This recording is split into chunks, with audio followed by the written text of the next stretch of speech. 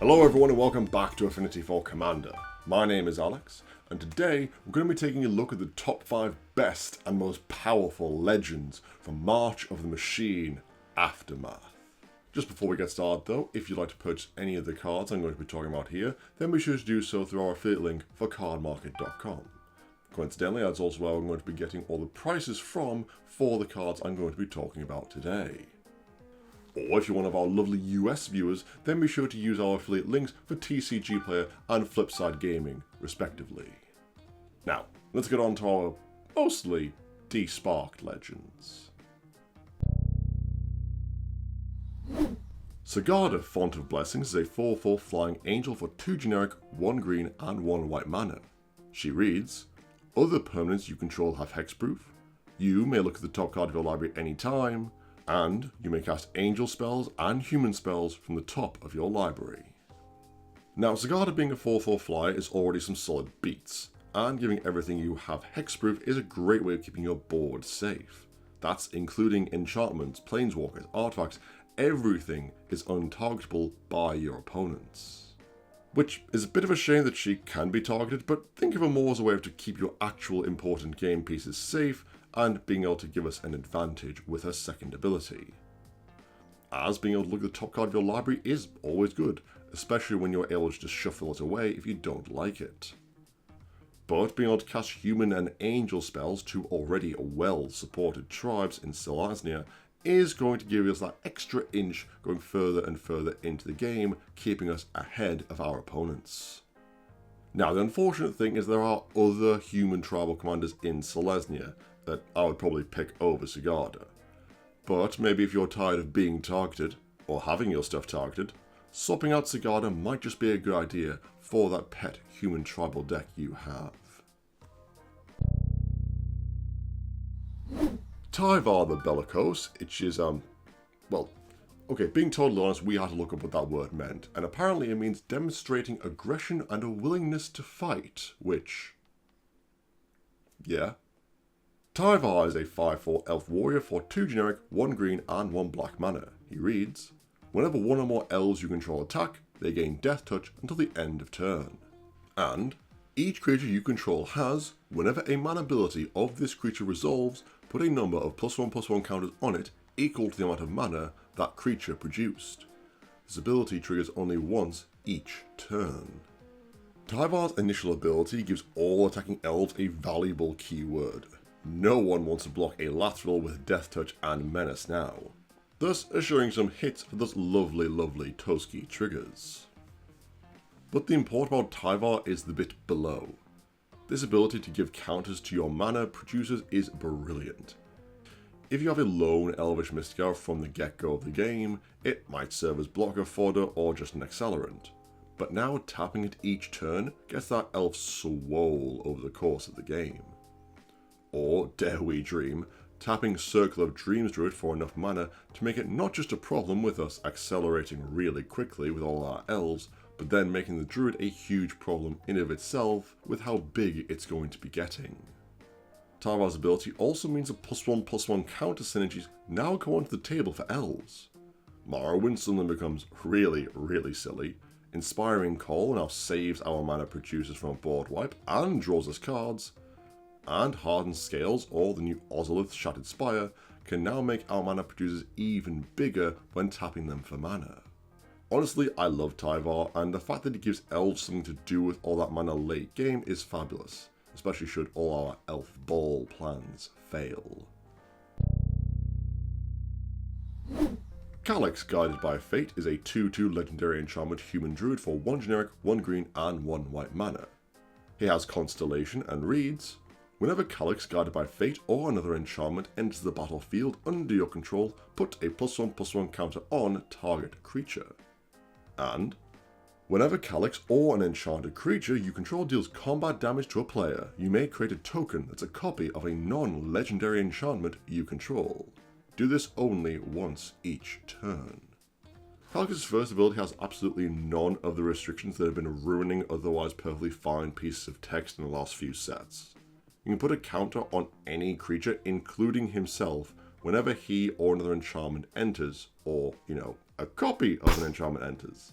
Perfect. and provided we're playing a low curve deck, Calyx himself can get pretty scary. Play Calyx, give himself the counter. Next turn play a Rancor, give Calyx another counter. Swing a 6/4 trample.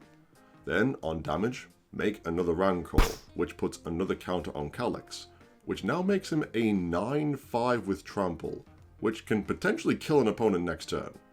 Yeah, he seems really strong. But that's just one way to go. Imagine the copies you can get. 2 Spheres of Safety for the ultimate pillow fort, 2 Enchantress's Presence for so much card draw, or just ramp with Overgrowth type effect. These of course can all be copied more than twice, but honestly any table with sense shouldn't be letting you go through with Calyx multiple times. Not of course unless they like having 3 Smothering Tides out, of course. And something to note is there's not just Calyx. Put an unquestioned authority on a Yevamaya Enchantress and you still trigger Calyx that way to create more token copies. Plus, damage. Now he's unfortunately in the position of being a Selesnya legendary creature with an Enchantress theme and must therefore be compared to Scythist Harvest Hands, and honestly, they're both great and have 2 different deck styles. Calyx is looking to punch people with evasion or just trampling over them, whereas Scythist is just great value piece in the command zone. Calyx might not be as strictly strong as Scythist, but I definitely think he's powerful in a different way. Nissa Resurgent Animist, who's 100% sharing room with Chandra just to save on heating, and they're totally just good friends guys, is a 3/3 legendary elf scout for 2 generic and 1 green mana. She has landfall and reads, whenever a land enters the battlefield under your control, add 1 mana of any colour. Then, if this is the second time this ability has resolved this turn, reveal cards on top of your library until you reveal an elf or elemental card. Put that card into your hand, and put the rest onto the bottom of your library in a random order. First thing right at the bat is that this Nissa is a 3-mana Lotus Cobra. Now, 3-mana Lotus Cobra is still pretty good, but nothing to really write home about. Certainly not enough to put her in the runner-up spot for that top 5 list. But the second time a land enters the battlefield, you get to go from the top of your library until you get an elf or elemental to hand. So this is Lotus Cobra with guaranteed advantage on getting your second landfall trigger, whereby you'll then have the mana to play that card because you just made it with Nissa, which is honestly great card design. From here the deck can go in a few directions. Just playing Nissa as a general elf ball tribal commander is all fine and good. It's your 3/3 body for 3 that gives you mana. Perfectly fine. Or you can run only a select few elementals and get guaranteed hits of them with her ability. For example, if we only run the elemental and elf of Ashaya and Quarian Ranger, then that means Nissa's second ability resolves, you definitely get one of them to hand, essentially making Nissa a very niche shooter, and these two equally have a very lovely combo coming with them. And it works like this. Have Ashaya and the Ranger in play with one other creature that was already on the battlefield. Tap that creature for a green mana, as they are now a forest. Float this mana to use the Ranger's ability to return themselves to your hand, as they are a forest, and untap the other creature. Use the floating mana to replay the Ranger. We're now right back where we started, and using this we get infinite ETBs, infinite leave the battlefield triggers, and infinite landfall triggers, as the Ranger is still, once again, a forest. From here, just pick your favourite. Rampaging Balos for infinite 4/4s, Altar of the Brood to mill everyone, and if Nissa is our other creature, this also generates infinite mana thanks to her Lotus Cobra ability. So a massive finale of devastation is now also on the cards. She's my favourite elf commander from the past few years, and honestly I absolutely love her, and I hope I get to see her being played very soon.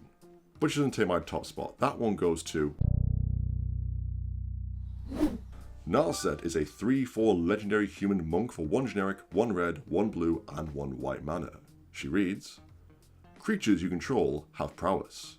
And whenever Nalset Enlightened Exile attacks, exile target non-creature, non-land card with mana value less than Nalset's power from a graveyard and copy it. You may cast the copy without paying its mana cost. Nalset giving all your creatures, including herself, prowess is already a massively powerful ability.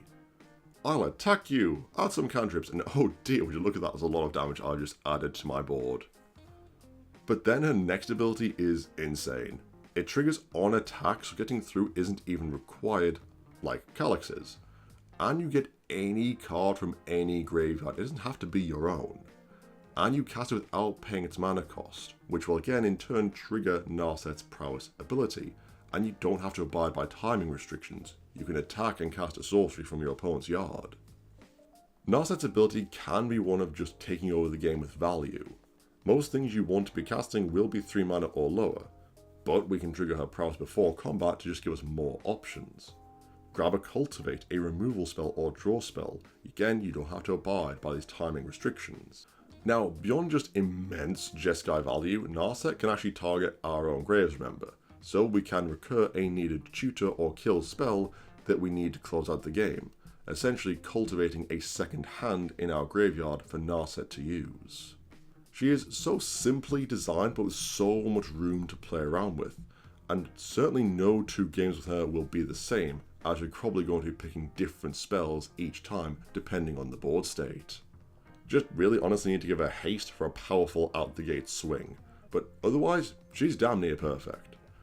And is 100% my top pick for the best legend from March of the Machine, Aftermath. And that will be the end of the video, guys. I hope you enjoyed it. What are your favourite cards coming out of the Aftermath set? Whatever your thoughts, put them in the comments below. I want to read every single one of them. As always, this video and all Affinity for Commander content is made possible thanks to support of our amazing patrons. You guys are truly awesome. If you too would like to help support the channel and get access to exclusive EDH related rewards, then be sure to do so through our Patreon link in the description box below. You can also support the channel in a few other ways, subscribing to it, liking this video, leaving a comment below, and following us on your preferred social media platform. But that'll be it from me for now, guys. As always, I've been Alex, and I will see you next time.